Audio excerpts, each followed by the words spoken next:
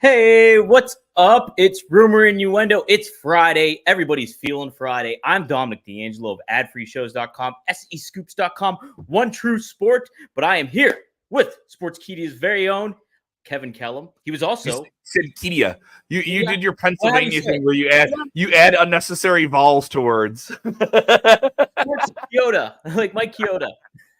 I don't mind. It's all right. Yeah. What did you say, Jeff Harvey, when he was on TV the first time? God bless him. God bless him. No, it's sports key. I don't care. But someone on the internet might, but that's okay. Dom, so good to be talking to you. You and I have known each other a long time in this whole wrestling media biz game. Oh, yes, absolutely. And speaking of wrestling media, do you care if I have a little bit of a rant to start the show off? I have something I want to get on. Is this in my general direction? No, not at all. Okay, not all right. At all. I don't want the heat, brother. But cut it. Have experience with it. I probably do. Kevin, have you ever had to pay for a wrestling interview? Oh, like pay to interview somebody? Pay to interview somebody. You know what? I don't know if I individually have had to pay someone, but I think there's been times maybe I've done one and a company I work for, or maybe a product tie-in, and it was a promotional thing, and there's maybe something like that transaction, but I can't say that I individually myself have done that. Right, and you've interviewed pretty big names, correct? Yeah, and I've interviewed names for specific, like, they'll talk about a handful of things, but this is really a product they're endorsing, or they have a new project that they're coming out, and maybe there might be like an ad exchange or something like that, and the term would be paid content or something like that. But I'm honest and upfront about that. But I don't think I've never individually Venmo'd someone to do an interview. No, I've never done that. Neither have I. And so, to a certain extent, when you look at the wrestling media landscape, quote unquote, you have a lot of lower level podcasts. You have a lot of people just trying to make the hustle, make things work, get their name out there, certain things like that. It's everything. You have this in gaming. You have this in every other genre on the internet. Yeah, absolutely. And so you're trying to make things work if you're on the lower end of the media, so to speak. And so I can certainly understand a wrestler or a person feeling value in paying a wrestler to do an interview and getting your name out there and helping them. And then from a wrestler's perspective, I understand the aspect of, hey, my time is valuable. I need to make the most of it. If I'm going on my name is valuable. My name, my time is valuable. Well, in certain cases, names are valuable. I'm going to get to this. But oh boy. So I think so your time is valuable. And so you want to make sure you're getting your name out there, because your name might not be valuable yet. So here, I kind of understand the fact, maybe, lower end people paying for this stuff. But we're in the wrestling business. There's wrestle media outlets that get your name out there that, for better or for worse, you get written about. So when a talent who's maybe on the lower end, even in a major promotion, wants to charge you money, wants to charge people for their time, and an exorbitant amount of money, when in the grand scheme of things, you have major stars, top names. Seth Rollins, you interviewed Seth Rollins before. Yes, I did. It was a very big moment in my career. I've interviewed Mick Foley before. I've interviewed the Fonz, Henry Winkler before, just off the cuff. And now his powers have been dusted upon you. You can walk up to any jukebox, hit it, and it turns on. Hit it, and I didn't even have to pay for that. So when a lower end wrestler wants to charge media outlets to do an interview, it's a little egregious, a little self-aggrandizing, and quite frankly, a little disrespectful. I'm doing the thing that everybody who's watching or listening right now on the podcast, full context, I'm a broadcaster. All right. That's what you pay for. I want to know who this is, but I also know it isn't right to ask you. Well, Kevin, I just don't want to get ratio. I am firing off a text to you so fast when we are done. I don't want to get ratio. That's all I'm going to say. Oh, all right. Ratioed. Yeah, I get it. Let's move on. That's all. I wanted to get that off my chest. A little fired up about it, but that's okay. I think there needs to be a certain understanding when it comes to how you value your time, your name, and getting your name out there, and understanding how media works. That's it. All right. Best of luck to everybody in their future endeavors. Let's get to it, though. We got Forbidden Door to cover. We've got SmackDown to cover tonight. And it's a big one because it's taking place in Madison Square Garden. I was at SmackDown last week in Chicago. It was a big one then, too. Give me your perspective on that. How was it being there live and in person? Sold out. Tuesday debut. Sold out. This is a legitimate sellout. This is their, I don't know how many sellouts in a row, specifically in Chicago. That's where I'm at. I'm at the Allstate Arena, huge market 3. I got to have some conversations with people at the Allstate Arena and some people close to the vest of the business that came into town. They're very, very happy about it. Very, very happy about it. WWE's making a lot of money in their live events right now. And there's things that Nick Khan has put into the way this company tours and pivots market to market that we don't see on the surface. That's the gist of what I got. And there were some things I can't be told, but that's okay. And it wasn't exactly me reporting, but me just kind of kicking the can. And none of this was off the record, but nothing more just insightful stuff, nothing you could really write an article about, nothing that fans really don't know. Oh, wow, the venue is very happy that the show is sold out. Of course they are. But, I mean, it's just nice to have a conversation with someone. And I was thinking, I almost asked the amount of money a show like this could be. But that's 14,000 people paid. Right? The amount of comps that WWE is giving out, from what I've heard from multiple people, is very low. And I've worked in tandem with some stuff that WWE would do with my radio jobs, where there would be some advertising done. All right, we'll do an interview with you guys because we have some advertising with your outlet, and that's fine. There's nothing unethical about that. And I've been able to do some big interviews with that. When they were here in 2019, they had 4 nights at the Allstate Arena. They did around 10,000 was the arrangement each night. They think they had an NXT show, which was not sold out, but did well, 8,000 people. And, that was 2019. It was nearly 5 years ago. Maybe they made more than like half those shows. They did 4 shows that weekend. They probably made more in one SmackDown. Now, some of that's inflation. Some of that's adding 3,000 more seats. But WWE is a really hot product as a live thing now. And the house shows, they're not super sold out, but they're making more money, and the people that are coming to them are spending more money. The per capita spending per person on merchandise is up too. The localized merchandise show to show. I've gone to a lot of WWE shows for work. This is the first time I bought some merch. I was like, that's a cool looking Chicago shirt. I want to get that shirt. And that's just me. Does that make me a mark? No. It's just part of the business. We're there. They're getting a piece of the coin everywhere it turns. But big stuff. And then this Indiana news last week. I know you and Robert probably cover that pretty big, but there's some ripple effects of that across the Midwest. Yes. I've already been talking to people about chartered bus trips to and from Chicago and what the business is going to be like for that. So a couple of different things moving and grooving here. Yeah, pretty darn neat. Chicago's quite the wrestling city. Pretty wild, too. You just think about kind of crazy. We don't have one of these big 4 pay-per-views. These are getting tossed around to Indiana. Yeah, and you know what? It's like you think how synonymous, obviously, CM Punk is with Chicago and everything like that. And like him being in WWE now, it feels like such a big deal when WWE goes to Chicago. AEW had that vibe of we going to Chicago. Now it kind of seems like an after effect when it's an 8-year deal. Did you hear that? It's crazy. It's spread out over 8 years. Good for them. That's great. It's nuts, man. Yeah. And that's not just, also, some people think it's just the premium live events. Indiana Business Journal put out a very detailed article about more things that kind of were there, but were glossed over in the initial reporting. This also includes events for other smaller towns in Indiana, including like some other pay-per-views they didn't mention. Some other Raw and SmackDowns are included in this. So they're probably getting like around over 10 major events across the entire state of Indiana in the next 8 years. Yeah, it's going to be interesting. What's interesting tonight is SmackDown. It's a good card, good lineup. They're ready to roll for the Madison Square Garden here with what they got. We got a women's Money in the deal. Bank. Fine. Everything's elevated when you're in MSG, right? Everything feels very much more. So. Very much.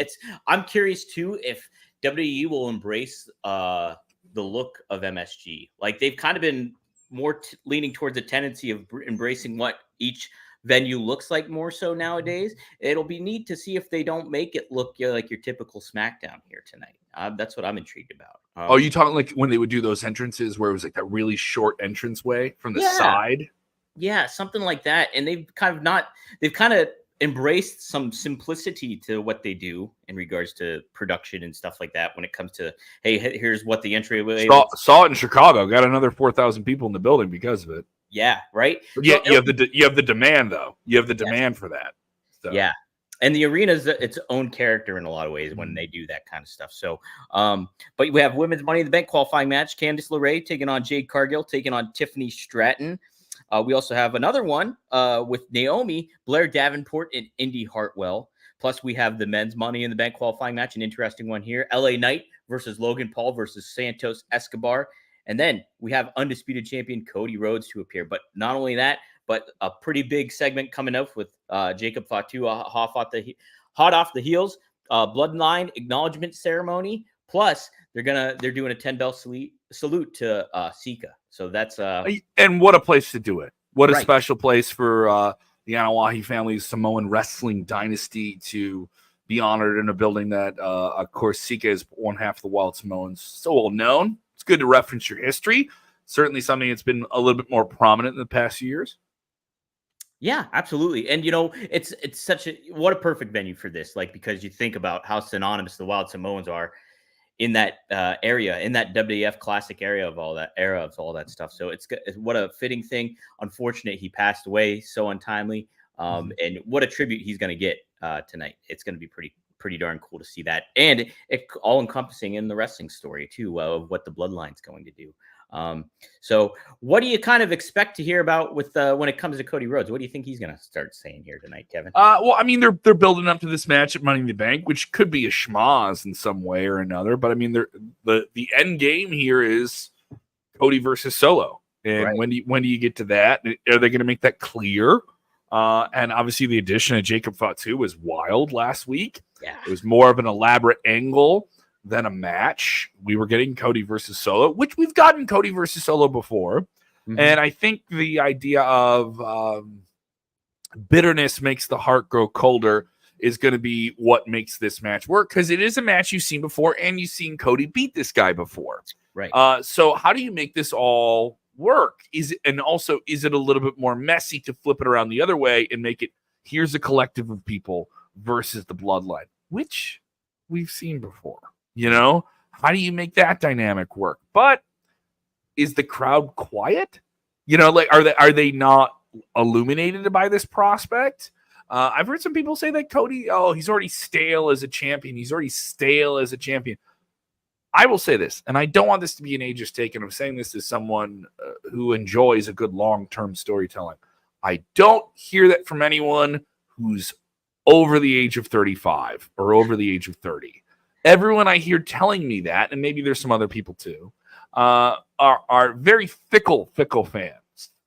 And I will say this to the people that are faithful to Roman Reigns, who hasn't been on television. And then you also have the segment of people that just say they want Roman, right? They just want to see Roman back on television because he was such a big character too. And it's almost the kind of the downgrade. The downgrade is Roman was such a big character. Everything was built and revolved around him for such a long time. I mean, there were TV shows, weeks of television shows where he wasn't present, but he was the central pivoting point of the show.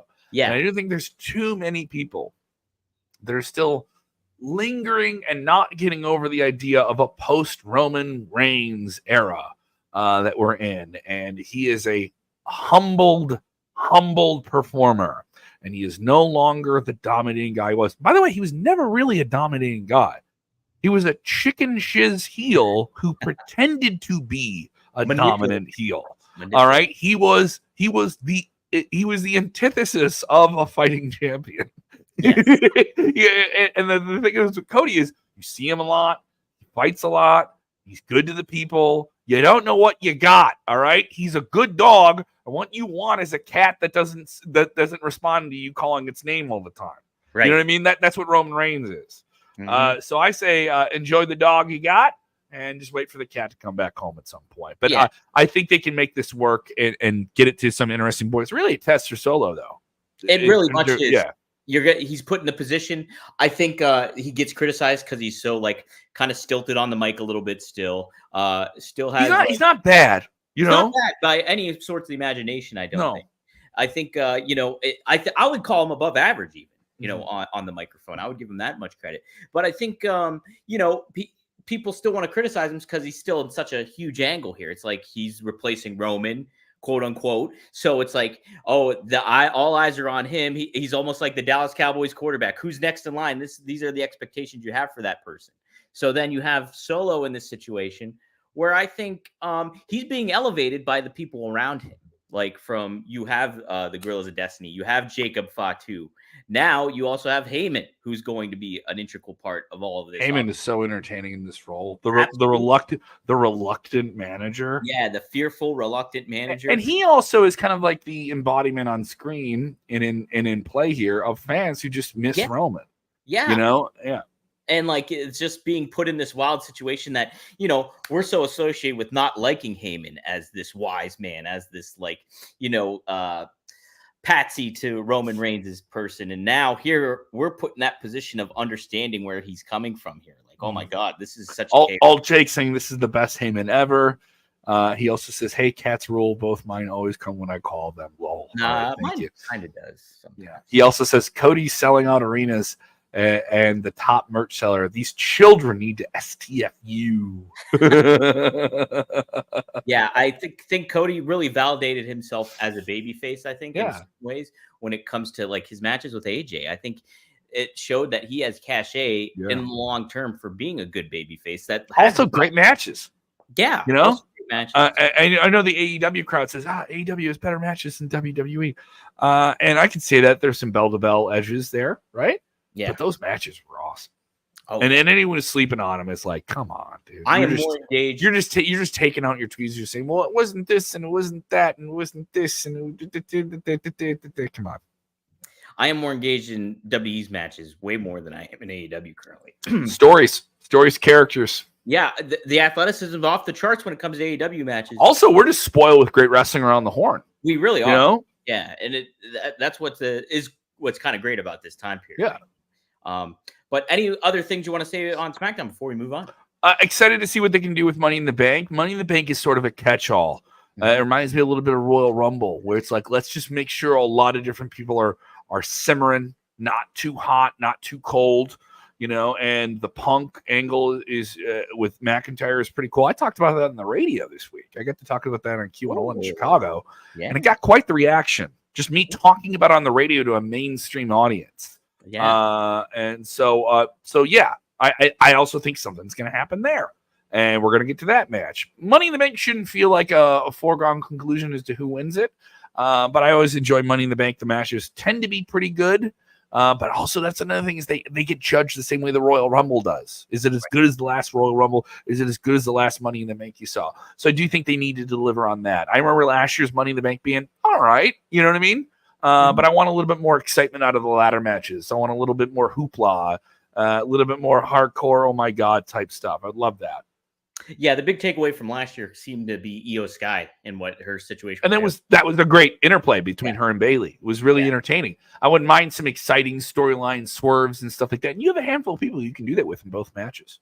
Absolutely. And it'll be interesting to see who qualifies tonight when it comes to I could totally see Tiffany Stratton making the cut there. And then Tiffy time. Tiffy climbing that ladder. Blair Davenport could be a good wild card.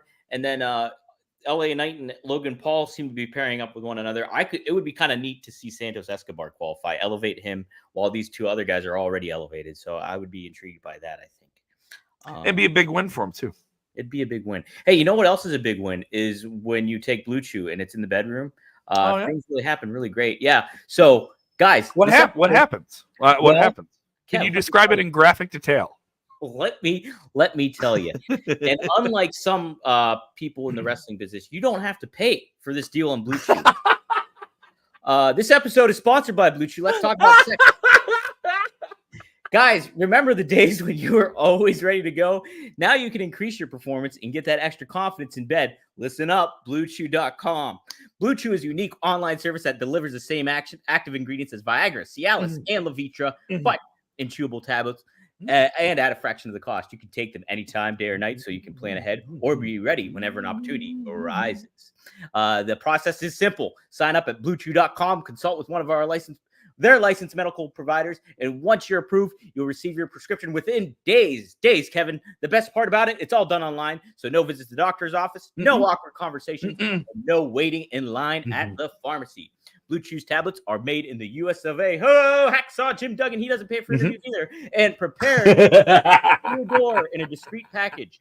Does it work? Do you think you don't need it? Try it free and for a month, and you'll see you're gonna love it. Blue Chew wants to help you have better sex. Discover your options at BlueChew.com. Chew it and do it. And we've got a special deal for our listeners. Try Blue Chew free when you use our promo code Rumor at checkout. Just pay $5 shipping. That's BlueChew.com. Promo code Rumor to receive your first month free. Visit BlueChew.com for more details and important safety information. And hey, we thank Blue Chew for sponsoring the podcast. I'm sorry. I always enjoy a good Blue Chew pun. And thank you to the fine people at Blue Chew. I know many people enjoy the product. I mean that sincerely. Antonio Santos saying, with Blue Chew, you don't need a rubber match. That is awesome. That's a good one. That is awesome. Oh, that is great. Yeah.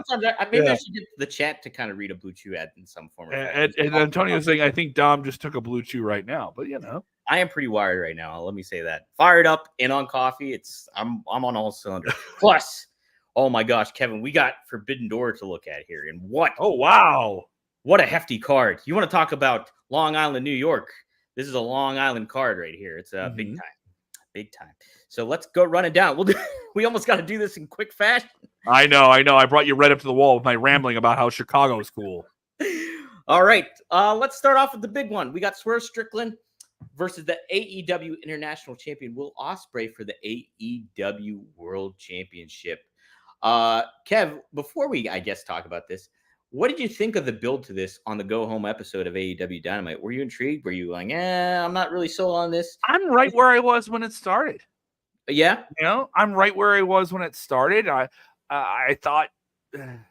I'm not saying I don't think Swerve is getting the proper presentation as a champion, but he does. He reminds me like when CM Punk got the title in WWE the first time, where it felt like, oh, you have the title, but you're not the guy, and that's not a disparaging thing to Swerve at all. Swerve is still very over. He comes out, he gets a very big reaction. He's had one of the wildest matches that they've had this year. That match with Hangman that people are still talking about. That is very controversial, but AEW needs to move the needle. And if they can do it in the ring instead of, playing backstage security tapes, do that. But I haven't seen or had Swerve embrace as much of that as I thought he would in the build-up to this. I'm not saying the edge is dulled, but I wanted to have more of that edge going into a match like this, especially on a show where everyone's going to be really hardcore. What can you do with your character that's hardcore? I was expecting a little bit more of that with Swerve kind of being fleshed out more as a champion or more defined in that role. Yeah, I'm with you. I think Swerve is doing great. He's great as a heel, great as a babyface. I think he's just been bouncing in between. But that's it. That's it. Like, what are you? At some point, it isn't broken to say, here's who you boo and here's who you cheer. Exactly. I know everyone wants, but I do think that's a part of AEW's issue is 100%. Yeah, you just give people roles, and give them, and then trust them to have the best ability to perform those roles. And I just want to see more of a governor over some of these things. Yeah. You look at guys like the Blackpool Combat Club. From one week they're a babyface, next week they're a heel, and sometimes even in different segments it can happen. It's just, I know I want to see a delineation of what's going on here. But what do you think's going to happen here in this main event, Swerve versus Will? What do you think they're going to do here? Swerve. I'm going to say this. This is going to shock some people. I don't know if this is the time to put the title on Will Ospreay right now. I agree. And Will hasn't really taken a big loss in AEW really yet. And he's been featured a lot because he's very, very over. But you have two big names. I was thinking when they put this on paper, that's gonna be a great match. They're gonna do some great business with this. Yep. I'm not saying I'm disappointed with the build. I just expected more. And just on paper, with the hype that both of them had going in, And I'm almost thinking, did they pull the trigger on doing this match too early? But they have to. They have pay-per-views. They have commitments to make and deliver for their fan base. But I do think they'll have the best match on the show, too. I think they'll get the most time, and I think they'll have the best match. And it'll be the same cycle we've seen with AEW before with the pay-per-view in general, where, the build was there, but the show was great. And they've had that with Forbidden Door before. In a lot of ways, too, sometimes that kind of match, if you put it on, can wash away any type of build concern. Exactly. Exactly. Like, an amazing match. We're not really going to be talking about the build of it anymore. A lot of this with WWE a few years ago. Some people have said it's the reverse, where the builds are really great and the matches are all right, but they're not wow. With AEW, I think it's completely inverse and has been the pattern for about the better part of a year or so now. Yeah, I agree, man.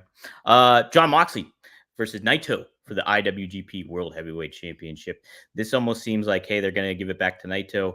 And things are going to move along here. Moxley will get more involved with AEW, and then you have an established champion in New Japan in Naito. What do you think about that, Rob? I was at the New Japan Windy City Riot show, and thank you to all the team there. I got to work for New Japan that day doing promotional stuff, so I got to see a little bit more of the back end of it. And there was no inclination to me, mind you, I didn't want to know of the results that they would have at that show at the Wintrust Arena, which is outselling, by the way, the next AEW Dynamite show coming up July 3rd, which I was surprised by. Really? Ticket, yeah, just a fair amount. I mean, the AEW is always a week of product, I think, in Chicago in terms of outside of like the pay-per-views when they run Dynamite here.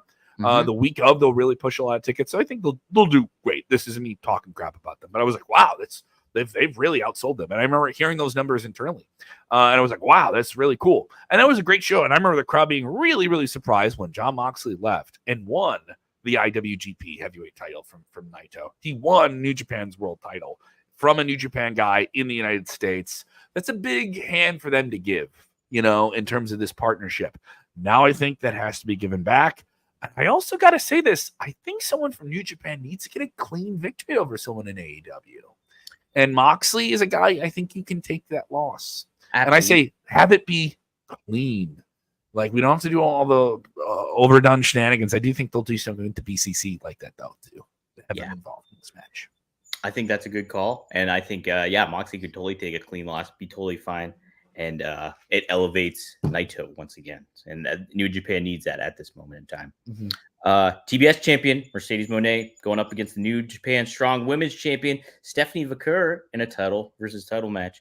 This just seems like, again, them playing goodwill with one another here. I think Moné will get this title, and she will be the belt collector, akin to Kenny Omega earlier in the year. Here's my issue with these matches. We're already a few years into the Forbidden Door thing. I went to two of them. I went to one. I went to the first one they did. Maybe two. They did two in Chicago. I went to two.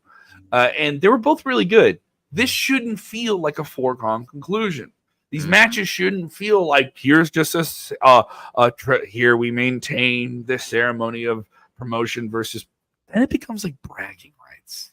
Yeah. In WWE. Then it becomes like brand warfare stuff where it's just that, like AEW versus New Japan should still feel special as an attraction. I don't, and Mercedes Moné is one of the people that made the jump recently. And everyone's gonna lose. I'm gonna lose some standing with some people. She does not feel like the star she was a year ago. And I don't know why. I can't pinpoint it. I don't know if it's the promos. It's that, like, when she gets in the ring, she does some physical things, but she does not feel like the star she did a few years ago. I think she's a big deal still and can be, but she just doesn't feel like it. And I feel bad for Stephanie because she's a star who's on the rise. She's not a Mercedes Moné, but it should, you know what I mean? Am I wrong? I don't want to be naysaying. Robin and I have talked about this several times about, while Mercedes is great in the ring, she's not as good on the mic. And, I don't think AEW has positioned her in the best light a lot of the times to feel she's like she's the inverse of everything else. She's the inverse of like the other people where they're not produced at all, right? Yes. Or they're produced to a limited degree. Yes. And they, like her, it's, I think you're overproduced.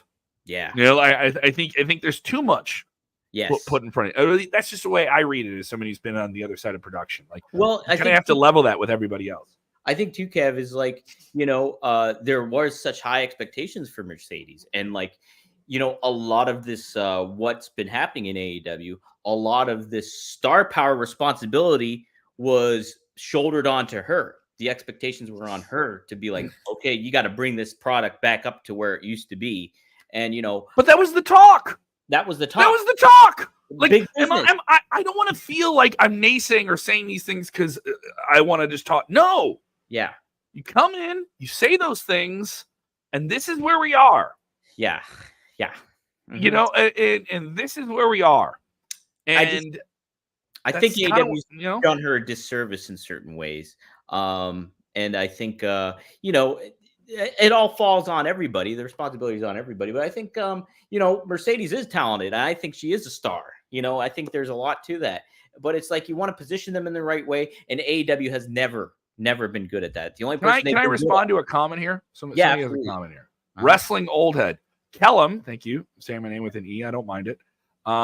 With the bullseye. Monet needs to be produced like WWE, and it doesn't fit in AEW. No, it does.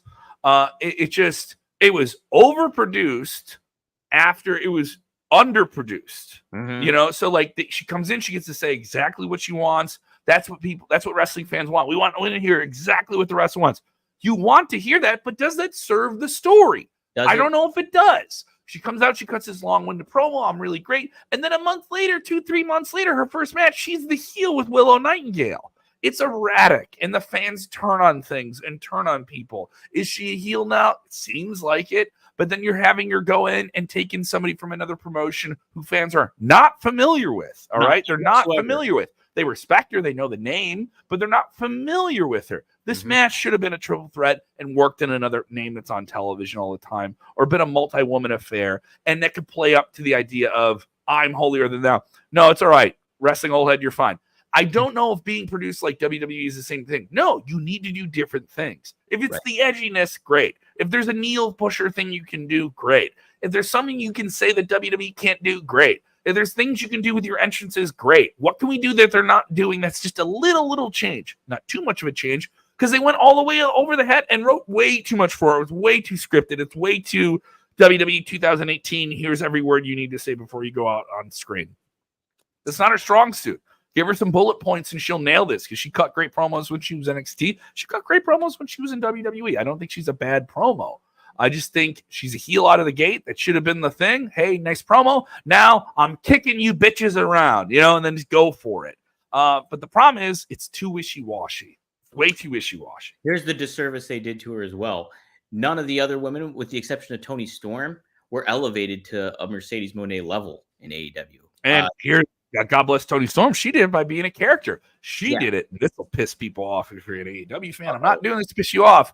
She did it by doing sports entertainment. Yeah. She did it by being an outlandish, over the top, I would dare say, 80s style WWE character. Yeah. Where it is character above all.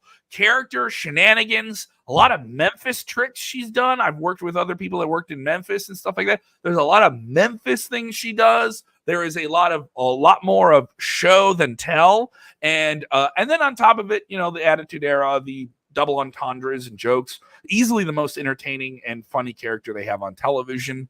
Probably more than even Orange Cassidy, which is shocking to say. Yeah, those are a lot of the characters that I get engaged with. And I think the fan base that really AEW should try to embrace and try to make for everybody there involved. I mean, obviously you want your, you don't want to go over the top with sports entertainment gaga stuff, but finding that balance of what makes wrestling so fun is that kind of stuff. So every time someone says gaga in wrestling, I just think Lady Gaga. Gaga. Ooh la la. Yeah. We've already gone over our time, haven't we? We're already at 10 minutes. Let's do the speed stuff here. A ladder match for the vacant TNT title. Oh my god. What? You can't remember one of the 19 championships in AEW, Dominic? No, come on now. I just always struggle with the name. Konosuke Takeshita. Did I say it right? Takeshita. You just say Konosuke. There are only times I'm messing up someone's name on a voiceover, and I say, let me just say the first name and the last name. Which one can I go with? I used to nail it all the time before I started the show. And then when I got it's the complete... Pop another blue chew! That's it. Briscoe, Mark Briscoe, Jack Perry, Dante Martin, Leo Rush, and one to be determined. Kev, who are you going with on this one? Well, it'll be surprise entrance, right? We're getting the old AEW TNA trick of who's gonna. They're not supposed to be in the Dynamite Zone. You know, like are we gonna get that moment? Is that what we're supposed to get here? I think so. I could just imagine a Shelton Benjamin coming out. That'd be wild. Shelton Benjamin be the fun one, right? But whoever that person is, they have to win this thing, right? Not in AEW, I don't think. True. They don't have to win because it's almost like a Royal Rumble thing. Oh, big surprise return. The Royal Rumble doesn't mean you win it, right? Yep. Maybe who are you going with in this match? Are you going with Jack? I almost want whoever walks out there to be the big winner, and it'd be fine, right? It's a little bit of a showcase for a bunch of different people with a bunch of different things going on. Forbidden Door sometimes does feel like I wouldn't say non-canonical, but it doesn't have as much canon tied to week-to-week television as AEW does with other stuff. That's why I think the ratings took that hit a couple weeks ago, especially when they're up against big competition. I wonder what the number is going to be like today because they were up against the debate too. People forgot about that. A lot of people watch the debates. That crap show. And so, man, these presidents got to learn how to cut promos, man. That's more pro wrestling than pro wrestling is politics. Come on, buddy. All right. A heel's got to be a heel and face got to be a face. Let's go here. So my thought process is Jack Perry would be a fun one because he's a real, you need some real shitty people to win titles, right? And he's a shitty character. I don't like him, right? You're not supposed to like him, by the way, with heels. Did you remember that with wrestling fans? You're not supposed to like the bad guys. And I think having a easy title win for him would be the way to go here. I would love to see them completely pivot. Not easy, sleazy. Ooh, yes. I'd love to see them completely pivot based off the last couple of weeks and be like, hey, let's give the title to Mark Briscoe and see what happens. Because that'd be a feel-good win. That would be a feel-good win.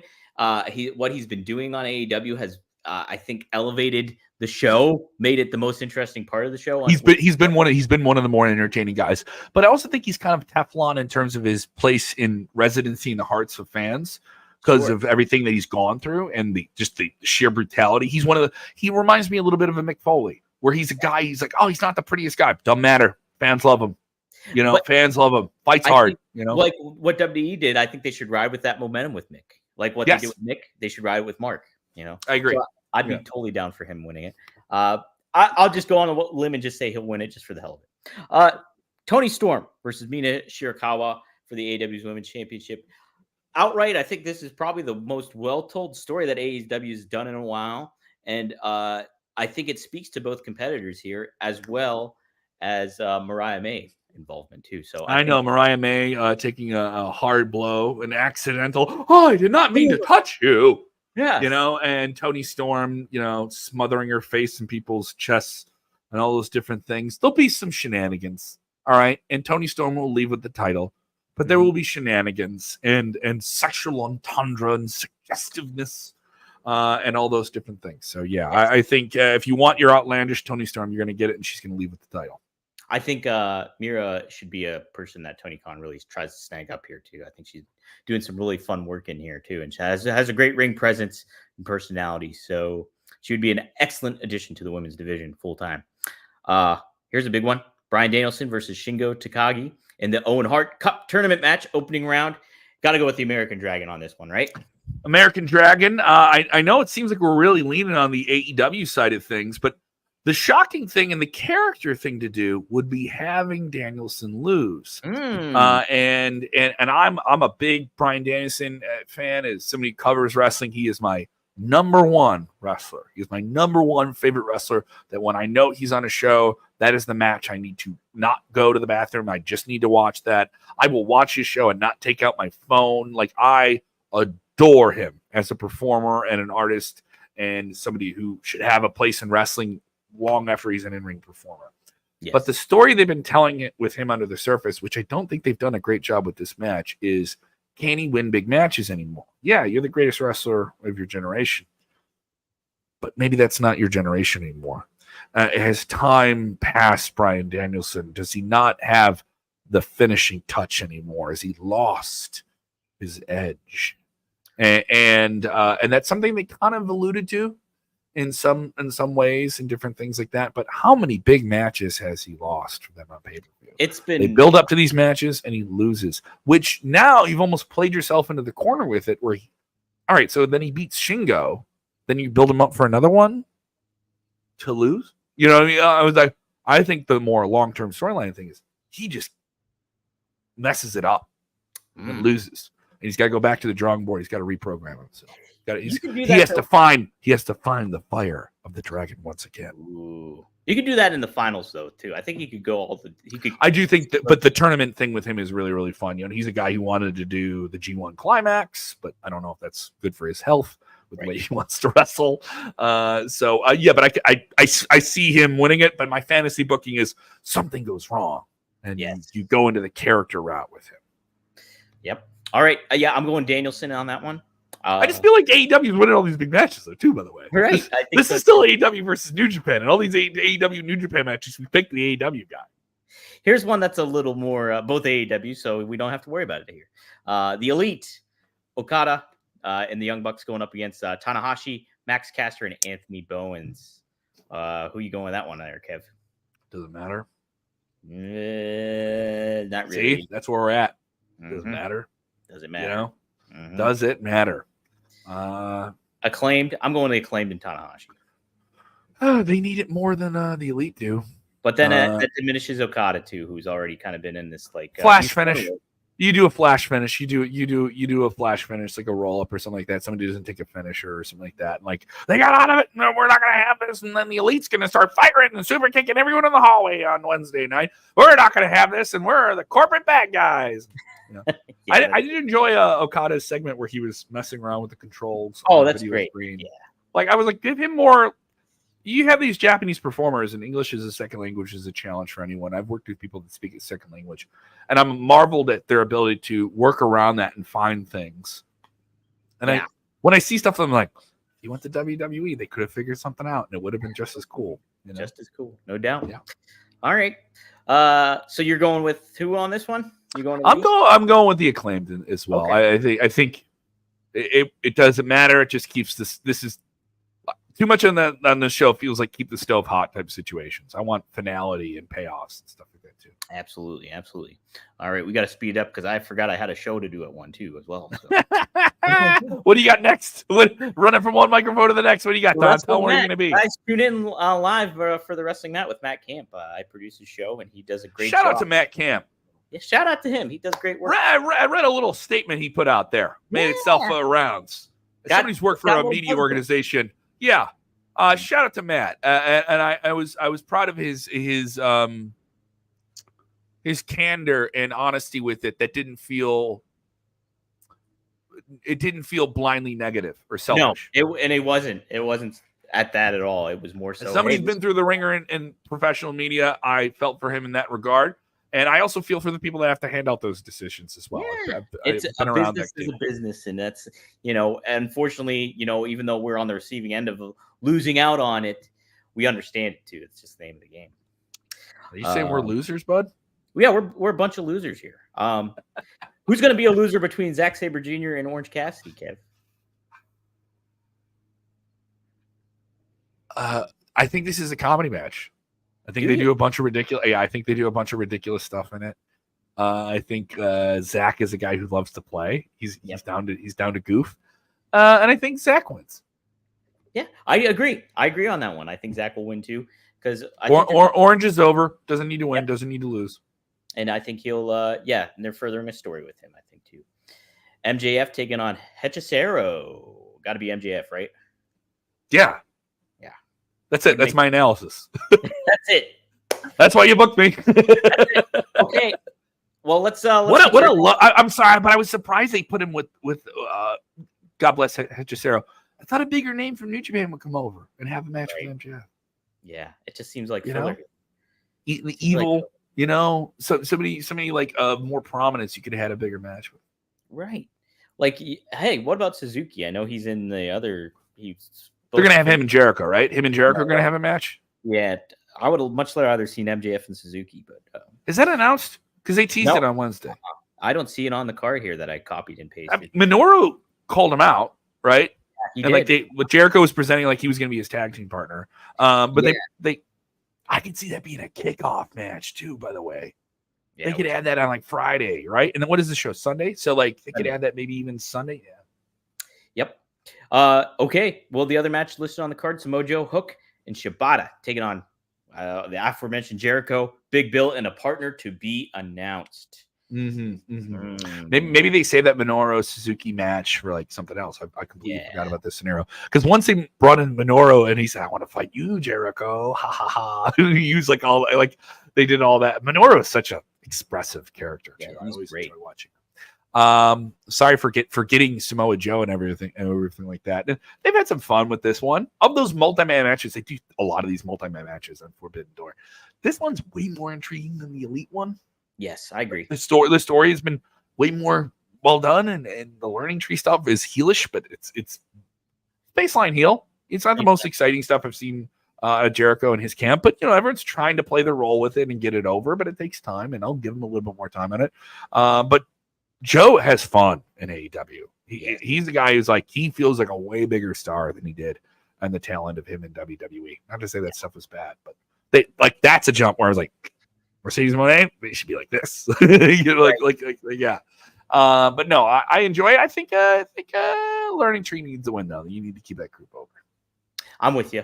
It's I think Joe and Hook are great as a because they're new. They're new and they're defined as a faction. A lot of what Jericho does is like work with a faction, work with a group. I like Shibata a lot too in his role too. He's doing great stuff.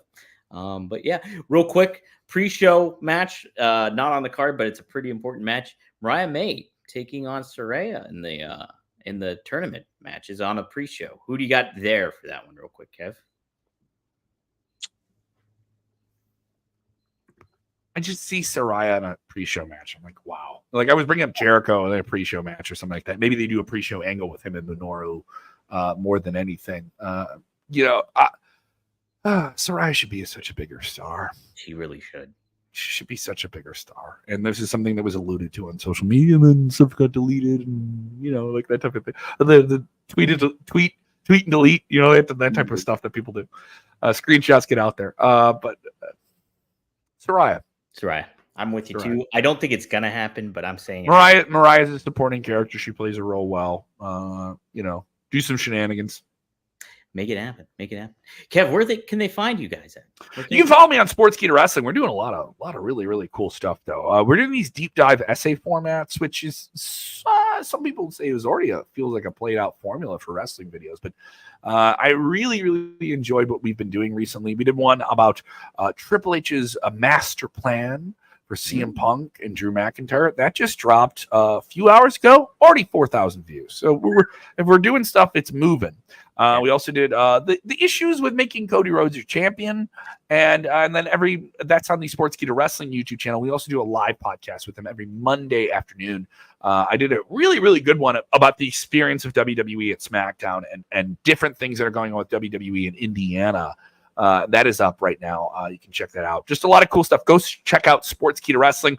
I'm also on air with Q101 in Chicago, Chicago's Alternative Rock. We're giving away tickets to Riot Fest. You can do that at our website, q101.com. Big rock show with Slayer and all that good stuff. Comedy-wise, very busy. Roast Battle Chicago, the #1 rated roast battle in the world. Produced by our fine show, and you can watch that on our Patreon for $5. Five little dollars. Give us your money, and we'll make it worth your while. So go check it out. It's on all my different socials. If you're an Instagram person, I'm on Kev Kellum 6. Yes, give him a follow. He's at Ultimate Pro, the Ultimate Pro Kev Kellum. I'm Dominic. Didn't mean to make the show go 20 minutes longer than I think we were supposed to. Guys, you can see me every Monday at 4:20 p.m. Eastern Standard Time on rvdtv.com. One of a kind with RVD. We just recorded a live episode last night. We had over almost 10,000 people tuning in live. 10,000 people. And we talk about 10 G's. 10 large. A&E biography was what we covered. We had some great discussion there. So I saw a good chunk of that. I didn't get to finish the whole thing. I saw like the first 10 minutes of it. I was like, everyone, they do these A&E biographies on people you've already watched a documentary on before. And you're like, all right, I've already. But then they see you're like, okay. They do a very good job on those, especially if it's somebody you think you already know a whole lot about. They'll go a little bit. The Mick Foley one, they did that. Where I thought I heard every great Mick Foley story, and they did a lot of other stuff with him that was really cool. Absolutely. So, guys, check that out. Go to rvdtv.com. That'll be live on Monday. On Monday at 4:20 p.m. Eastern Standard Time. That'll be up and for you to listen to. You can get early at onetruesport.com. So be on the lookout for that. Guys, this has been a fun one. Follow us on ad-free shows. Be sure to like, subscribe, get the word out about the show. Me and Robert have a blast doing it, and it's a blast having Kevin Kellum on. Oh, wait. Are we going to cover Billy in the CW? Because I'm a watcher of the show, and I've always been excited to finally get to that story. Yeah, well, I was going to get Billy on here, but he was going to charge me for an interview, so I don't think so. He's in Chicago. You guys should have asked me. I would have used my Chicago connections. I would have smashed some pumpkins and got a hold of them. Ooh, okay. Well, maybe we can make that happen. Still just a rat in a cage, bud. Still just a rat in a cage. Yep. REM for life, guys. See you next time here on Rumor and Innuendo.